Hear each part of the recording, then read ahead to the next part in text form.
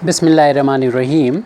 On the demand of Shriyansh Pandey for IIT JAM 2020, ये problem जो है वो डिफरेंशियल कैलकुलस डिफरेंशियल इक्वेशन के homogeneous linear ordinary differential equation से related है।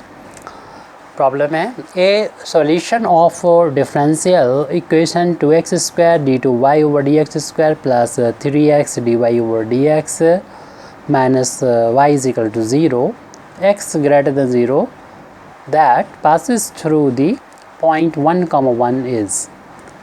तो यहाँ पर हमें इसका ध्यान रहे कि एक सॉल्यूशन ये फाइंड करना है और यहाँ से देखने से पता चल रहा है ये डिफरेंशियल इक्वेशन है वो सेकंड ऑर्डर का है, जबकि यानी सेकंड ऑर्डर का है और इसमें दो आर्बिट्री कांस्टेंट आएंगे, C1 C2 हम ले लेंगे, लेकिन उनको फाइंड करने के लिए हमें दो इक्वेशन की ज़रूरत पड़ेगी और उसके लिए एक ही कंडीशन दे रखी है कि ये कर्व जिसका ये डिफरेंशियल इक्वेशन है वो इस पॉइंट से पास हो रहा है। अब आगे चल के हम लोगों को पता होगा किस तरीके से हम लोग एक ही इक्वेशन से दो अननोन होंगे हमारे पास, कांस्टेंट C1 और C2 आर्बिट्री कांस्टेंट होंगे, किस तरीके से हम लोग एग्जैक्टली ये आंसर निकाल पाएंगे। तो इसे सॉल्व करेंगे तब हमको पता चलेगा। तो यहाँ से ये पता चल रहा है ये जो इक्वेशन है, जैसे कि अभी हमने नाम बोला, तो जो गिवन डिफरेंशियल इक्वेशन हमारी है 2x² d2y over dx² plus 3x dy over dx minus y is equal to 0, ये homogeneous linear ordinary differential equation है।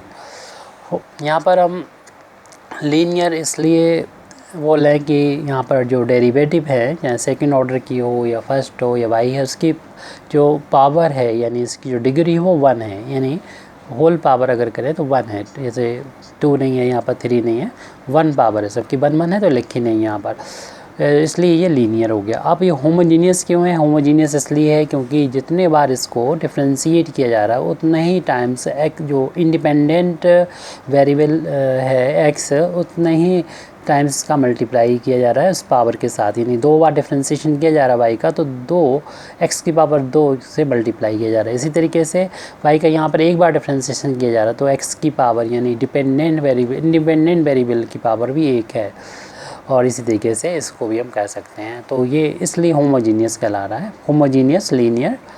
और ऑर्डिनरी तो है ये डिफरेंशियल इक्वेशन है, और क्योंकि राइट हैंड साइड में 0 मतलब इक्वल भी लिखा हुआ है बीच में, तो इस तरीके से हम देख रहे हैं ये इस इक्वेशन को सॉल्व करने के लिए होमोजीनियस के लिए पर्टिकुलर केस एक मेथड होता है कि हम जो इंडिपेंडेंट वेरिएबल x है उसको एक दूसरे वेरिएबल में चेंज कर देंगे, तो हम उसको वेरिएबल में z में चेंज कर देंगे। तो उसके लिए हमें पुट करना पड़ेगा, putting x is equal to e to the power z। अगर हमने x की वैल्यू की पावर z रखी है तो दोनों तरफ log जब लेंगे तो log x हो जाएगा, इधर log लेंगे जिसका बेस e होगा तो z पावर आगे आ जाएगी, तो z इज इक्वल टू, और log e बेस e की वैल्यू 1 होती है तो राइट हैंड साइड में हमने पहुंचा दिया इस log x को दोनों तरफ log लेने पर।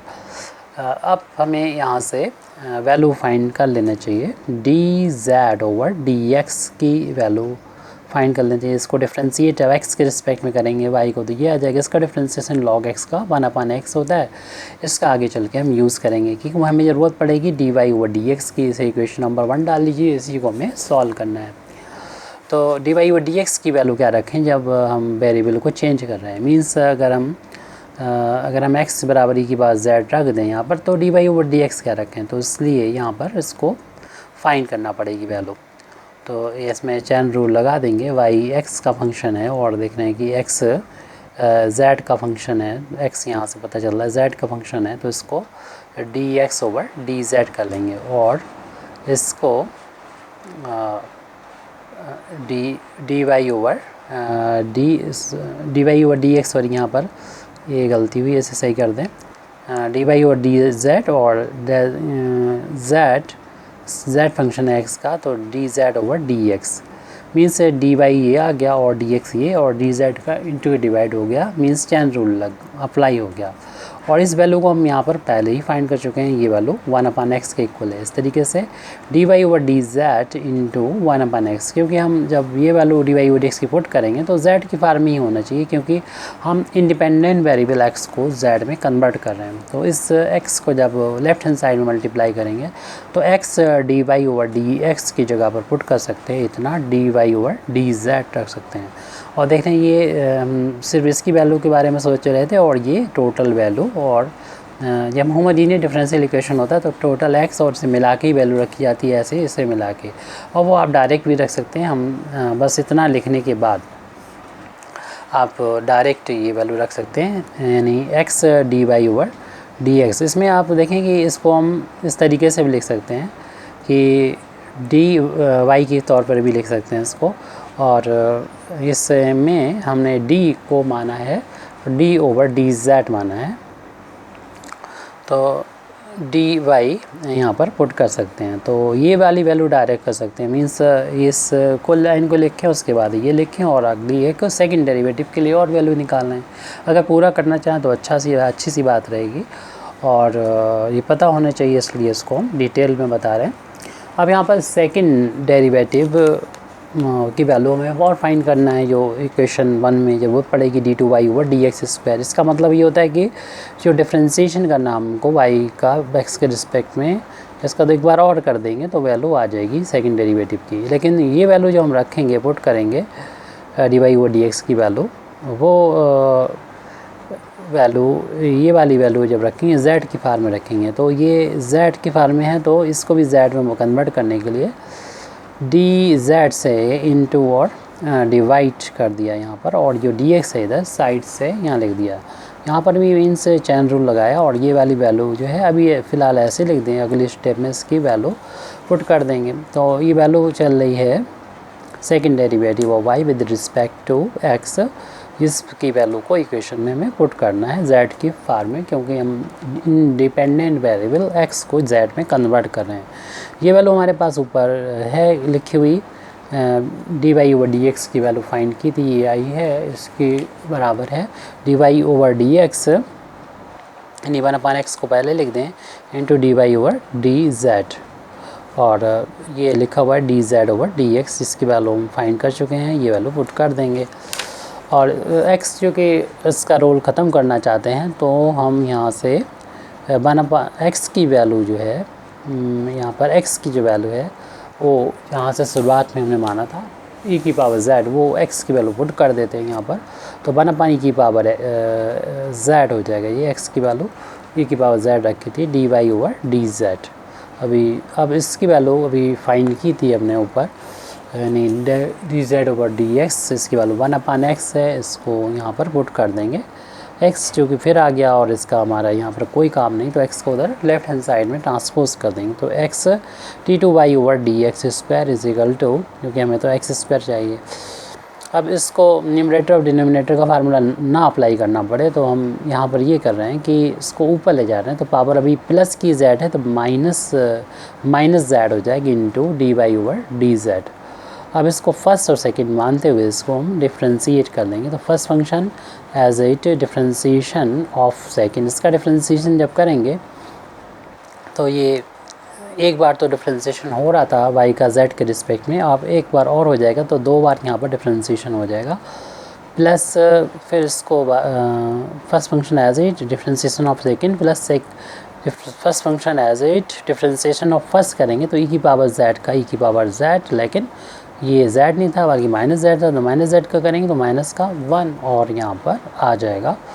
और इन दोनों में से हमें e⁻−z कॉमन नज़र आ रहा है, तो e⁻−z को हम कॉमन ले लेंगे इन दोनों टर्म्स में से। तो e⁻−z को कॉमन ले लिया, तो ये वैल्यू मिलेगी d2y/dz² माइनस dy/dz, और माइनस फॉर्म इससे यहाँ पर ले आते हैं। इस पावर को प्लस करने के लिए 1/, करके लिख देंगे, और ये वैल्यू चल रही है x d2y/dx² के बराबर चल रही है, जिसको हम अभी लिख देंगे अगले पेज पर।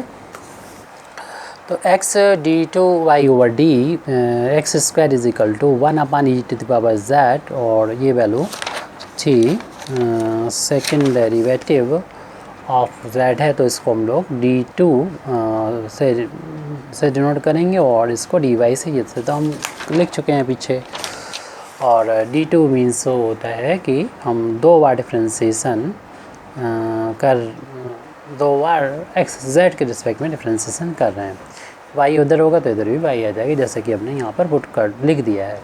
और इसकी जगह तो x लिख सकते हैं हम, p की पावर z को x लिया था हमने शुरू में, और इनमें से y को पहले बाहर लेंगे तो d square minus D Y, इस x को उधर लेफ्ट में पहुँचा दें, क्योंकि हमें ज़रूरत भी है x स्क्वायर की, क्योंकि हमें पुट करना है डायरेक्ट वैल्यू इक्वेशन नंबर 1 में पुट करना है। तो इतनी वैल्यू हमारे पास मौजूद है, इसलिए x को उधर ले गए। तो x को जब उधर ले जाएंगे तो ये अगले स्टेप में करना है, तो ये हटा दो ये x स्क्वायर। अगले स्टेप में जब हम इधर मल्टीप्लाई करेंगे तब x स्क्वायर होगा, तो d2y over D X square is equal to, इनमें से अगर हम d को कॉमन ले लेंगे इधर तो d माइनस का 1 हो जाएगा y। तो इन सारी वैल्यूज़ को जो भी हमने ये निकाली है, जिसको हमने इसे रेक्टेंगल में बन किया, बस उन्हीं वैल्यू को आप, अगर क्वेश्चन बड़ा हो कभी डिटेल में लगाना हो, ये तो खैर ऑब्जेक्टिव प्रॉब्लम है, लेकिन अगर आपको डिटेल में लगाना हो तो आप ये पूरा करेंगे, नहीं तो फिर ये वैल्यू ये पुटिंग वाले लिखना है, और ये x dy ओवर dz की वैल्यू लिख दीजिए, मतलब यहाँ पर लिख दीजिएगा putting x equal to e to the power z, तो उसके बाद लिख दिए सो दैट, और ये वाली वैल्यू लिख दें और ये वाली वैल्यू लिख दें, और डायरेक्ट इक्वेशन नंबर 1 में ये वैल्यू जब पुट करेंगे तो हमारा इक्वेशन नंबर 1 कन्वर्ट हो जाएगा। 2 पहले ही था हमारा इक्वेशन नंबर 1 में, और उसके बाद ये इस वैल्यू को रखना है, फिर 3 है और ये वैल्यू रखना है, माइनस के y है। तो ये वैल्यू इतनी है d माइनस 1 y, फिर था प्लस 3 टाइम्स dy था आया था, और फिर minus y right hand side में 0 था।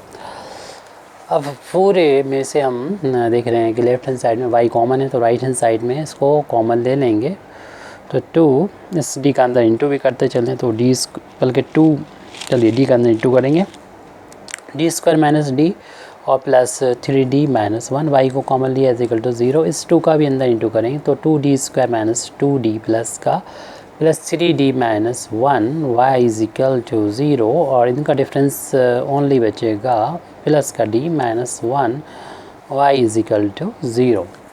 अब ये यहाँ पर हमें ये डिफरेंशियल इक्वेशन आ गई, इस इक्वेशन नंबर 2 डाल दो। ये यहाँ पर इंडिपेंडेंट वेरिएबल z है, तो अब इसको हमें सॉल्व करना है। उस इक्वेशन को सॉल्व करने का मतलब कि इसको सॉल्व करना है, इसका रिजल्ट निकालना। वो अलग बात है कि लास्ट में जाके हम z के वैल्यू x की टर्म में पुट कर देंगे वापस। तो इस इक्वेशन को हम देख रहे हैं कि ये इक्वेशन जो है वो लीनियर डिफरेंशियल इक्वेशन है, सेकंड ऑर्डर की है, और इसमें कांस्टेंट कोएफिशिएंट है, जबकि हमारा शुरुआत का इक्वेशन जो था वो होमोजीनियस इक्वेशन था, उसमें वेरिएबल कोएफिशिएंट थे। तो इसको तो हमें सॉल्व करना अच्छी तरीके से आता है, तो इसके लिए लिखना पड़ती है auxiliary equation. Hence the auxiliary equation, auxiliary equation, तो एक्सिलरी इक्वेशन होगी बस d की जगह पर आप m कर दीजिए, 2m square plus m minus 1, और बाकी कुछ नहीं लेना है, जो इस ब्रैकेट में है वही लेना है, इज इक्वल टू 0। अब इसमें से m की वैल्यू हम लोग फाइंड करेंगे, तो 2m स्क्वायर प्लस इसके फैक्टर हो जाएंगे, हमें 1 टाइम्स m लाना है, और इस फर्स्ट एंड लास्ट का इंटू करके देखें, 2 और 1 है इनके कोएफिशिएंट, 2 में से 1 माइनस होगा तो 1 आ जाएगा, प्लस का 1 लाना, तो ये बड़ी क्वांटिटी प्लस की, छोटी माइनस की, m लाना तो m कर दीजिए, यानी इस 1m की जगह पर हम इतना लिख सकते हैं, यानी प्लस का 2m और माइनस का m, माइनस 1 ये है राइट हैंड से 0, तो मिडिल टर्म के स्प्लिट कर लिया, इन दोनों में से कॉमन ले लेंगे। 2m जब कॉमन आएगा तो m प्लस 2 बचेगा, और इनमें से माइनस 1 कॉमन आएगा तो m प्लस 1 बचेगा इज इक्वल टू 0। सॉरी, ये यहाँ से हमने जब 2m कॉमन लिया है तो 2 बाहर निकल चुका, तो ओनली 1 आएगा, ये भारी मिस्टेक कर दी हमने। अब ये माइनस का निशान है, ये 2 टर्म है और ये टर्म कॉमन है, तो इस m प्लस 1 को जब इसमें से हम कॉमन ले लेंगे तो हमारे पास बचेगा 2m minus 1 is equal to 0। अब इसको जब m की वैल्यू हम यहाँ से फाइंड करेंगे तो माइनस 1 आ जाएगी यहाँ से वैल्यू, और 1/2 वैल्यू यहाँ से मिल जाएगी। m की जो वैल्यू है इससे हम लिख सकते हैं, इसका कॉम्प्लीमेंट्री फंक्शन लिख सकते हैं।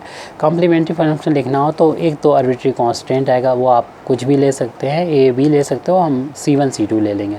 एक C1, उसके बाद e की पावर जो भी ये m की वैल्यू पहली वाली आई वो वैल्यू लिख लो और उसमें z से मल्टीप्लाई कर दो, जो कि हमारा इंडिपेंडेंट वेरिएबल था। फिर अगला जो आर्बिट्री कांस्टेंट है C2, यानी m की जितनी वैल्यू मिलेंगी उतनी हमें आर्बिट्री कांस्टेंट यहाँ पर लिखना होंगे अपनी तरफ से, चाहे ABC ले लें, k ले लें, या हम C1 C2 ले रहे हैं। और m की वैल्यू उतनी ही मिलेंगी जितना ऑर्डर का डिफरेंशियल इक्वेशन हमारा होगा। इसलिए शुरुआत में हमने आपको बताया था कि इसमें एक वैल्यू शायद ना बताया हो, तो ये बताना था हमें कि चलिए अभी देखते हैं। e की पावर ये 1/2, इसको कंप्लीट कर लें पहले। ये इस कम्प्लीमेंट्री फंक्शन आया, कम्प्लीमेंट्री फंक्शन जब कंप्लीट हो गया इन दोनों वैल्यू से, तो अब इसके बाद निकालना होता है पर्टिकुलर इंटीग्रल। तो पर्टिकुलर इंटीग्रल होता है 1/, जो भी आपने ये इक्वेशन नंबर 2 यहाँ पर लिखा हुआ है, इसमें जो y से मल्टीप्लाई जितने से हो रहा है उसको आप यहाँ पर लिखेंगे 2d²। यहाँ तो वैसे इस क्वेश्चन के लिए ये फार्मेलिटी है बस, क्योंकि राइट हैंड साइड में ये इस इक्वेशन के 0 है। जब 0 होता है तो ये वैल्यू भी 0 होती है, तो सॉल्व करने की कोई ज़रूरत नहीं। 0 में किसी से मल्टीप्लाई होगा तो 0, या जिस पे ऑपरेट होगा 0 पे तो 0 आएगा। अब हम यहाँ से y की वैल्यू जो हमारा सोल्यूशन है चाहिए इन टर्म्स ऑफ z, वो निकालाएगा। यानी इसमें कॉम्प्लीमेंट्री फंक्शन होता है और प्लस पर्टिकुलर इंटीग्रल, ये यानी हमारा रिजल्ट आ रहा है अब। तो y की वैल्यू कॉम्प्लीमेंट्री फंक्शन ऊपर निकाल चुके हैं, C1 e⁻⁻z plus C2 e⁻1/2z। और इतना ध्यान रखें कि हमारा जो आंसर है वो x की फॉर्म में होना चाहिए, क्योंकि z हमारा अपनी तरफ से माना हुआ है ताकि हमारे डिफरेंशियल इक्वेशन आसानी से सॉल्व हो चुके। इसलिए हम इस इक्वेशन को इस तरीके से भी लिख सकते हैं, y is equal to C1 e की पावर z, और -1 को बाहर लिख दें जो पावर थी, प्लस C2 e की पावर z लिख दें और उसकी पावर 1/2। ऐसा इसलिए किया क्योंकि e की पावर z की वैल्यू x के बराबर है और आंसर हमें x में ही देना चाहिए, क्योंकि x में क्वेश्चन हमें दिया गया था, तो x की पावर ये 1/2 हो गई। अब इस पावर को अगर प्लस करना चाहें तो अपान में करके लिख दें, y इज़ टू C1 अपान में x आ गया और प्लस C2 और 1/2 हटाएंगे, स्क्वायर रूट यहाँ पर लग जाएगा। हाँ, हम ये बोल रहे थे कि हमारे पास अननोन 2 हैं, C1 और C2, और जो कंडीशन दे रखी है ओनली एक ही कंडीशन दे रखी है, वो है ये जिसका ये डिफरेंशियल इक्वेशन है वो कर्व इस पॉइंट से पास होता है, इस पॉइंट से गुजरता है, तो ये पॉइंट कर्व के इक्वेशन को सेटिस्फाई करेगा, मीन्स इस इक्वेशन को सेटिस्फाई करेगा। इससे हमें एक इक्वेशन C1 और C2 में मिल जाएंगे, जबकि 2 आर्बिट्री कांस्टेंट हैं तो उससे हम कंप्लीट सोल्यूशन ऑब्टेन नहीं कर पाएंगे। जबकि यहाँ पर हमें देख रहे हैं C1 C2 की वैल्यू इन्होंने सॉल्व कर दी है, तो उसके लिए हमें 2 इक्वेशन की ज़रूरत होती है, क्योंकि 2 अननोन है। तो यहाँ पर एक ही है, लेकिन क्वेश्चन भी सही है, तो हमें अभी अपना प्रोसेस को जारी रखना चाहिए। ये सॉल्यूशन तो आ गया, लेकिन हमारा आंसर मैच कराना है। पहले तो बता दिया ये जो कर्व है वो पास होता है 1,1 से, इसलिए since curve passes through, curve 3 passes through point 1,1, तो ये पॉइंट जो है यानी x y की वैल्यू है ये, तो इसमें पुट करने पे ये सेटिस्फाई करेगा। तो x की यहाँ पर y की जगह पर 1 रख दें और जहाँ पर x मिलेगा वहाँ पर इसकी वैल्यू को 1 रखें। यानी सॉल्व होने के बाद x की वैल्यू जब 1 रखी तो ये भी 1 C1 आ जाएगा और ये C2 आ जाएगा, यानी C1 प्लस C2 बराबर 1 आ गया। तो जो एक ही इक्वेशन हमें मिलेगा, तो हम कम से कम एक ही में रखना चाहें तो C2 की वैल्यू फाइंड करके इसे इक्वेशन नंबर 3 में रख दें, मतलब किसी की भी वैल्यू रख दें, C1 या C2 की वैल्यू, ताकि एक वेरिएबल नज़र आए, दूसरी कोई कंडीशन नहीं दे रखी, इसलिए हम दूसरे वेरिएबल से छुटकारा नहीं पा सकते, एक वेरिएबल तो हमारे साथ रहेगा। अब हमें आंसर बताना है और आंसर हमारे साथ ये 4 हैं, 4 ऑप्शन हैं यहाँ पर, और C1 C2, और चूँकि टर्म एक ही आ रहा है, चारों ऑप्शन में एक ही टर्म आ रहा है, 1/x आ रहा है या फिर 1/x² आ रहा है या 1/√x आ रहा है, ये तो एक ही के लिए तो हमारे टर्म आ रहे हैं यहाँ पर कम से कम दो टर्म आ रहे हैं, क्योंकि कांस्टेंट एक कांस्टेंट हो जाएगा और ये कांस्टेंट, तो या तो ये वाला टर्म 0 होगा या ये टर्म 0 होगा। तो हमें पहले से नहीं मालूम ये टर्म 0 है ये टर्म 0 है, लेकिन हम दोबारा से इसको देखते हैं कि अगर ये टर्म 0 होता है, क्या √x हमारे पास है, तो हम देख रहे हैं कि √x हमारे पास यहाँ पर कहीं भी नहीं है, 1/√x है, लेकिन √x कहीं पर नहीं है। इसका मतलब ये वाला टर्म ज़ीरो नहीं होगा, ये वाला टर्म ही ज़ीरो होगा। और ये वाला टर्म ऐसे ज़ीरो होगा कि ये जो फैक्टर है इसका 1 - c1, इसको ही ज़ीरो के बराबर रख दें, c1 की वैल्यू 1 मिल जाएगी। इसको इसी वैल्यू को उठा के यहाँ जब पुट करेंगे तो y = c1 की यहाँ 1 रखेंगे तो 1/x आ जाएगी, क्योंकि ये वैल्यू तो ज़ीरो है। तो इस तरीके से ये सोल्यूशन हो गया और हमारा ऑप्शन जो है वो ए वाला ऑप्शन हो गया कंप्लीट। हमारा ये यहाँ पर रिज़ल्ट आ चुका है। तो ये कंप्लीट ये रिज़ल्ट आ चुका है। तो हम देख रहे थे कि ये जो प्रॉब्लम है वो यानी ये सॉल्व हो गई है और एक ही वेरिएबल से काम बन गया है, लेकिन उसके लिए हमें आंसर मतलब जो ऑप्शन थे वह उसका सहारा लेना पड़ा है। यानी विदाउट ऑप्शन के सहारे से हम इस एक कंडीशन से 2 अननोन की वैल्यू की हेल्प से हम ये रिज़ल्ट नहीं निकाल सकते थे। तो ऑप्शन का सहारा ले सकते हैं, क्योंकि 4 ऑप्शन में से एक तो सही है, तो हमारा पहला वाला सही हो चुका है। Thank you very much Indeed for listening me व आखिर दावाना अल्हम्दुलिल्लाहि रब्बिल आलमीन।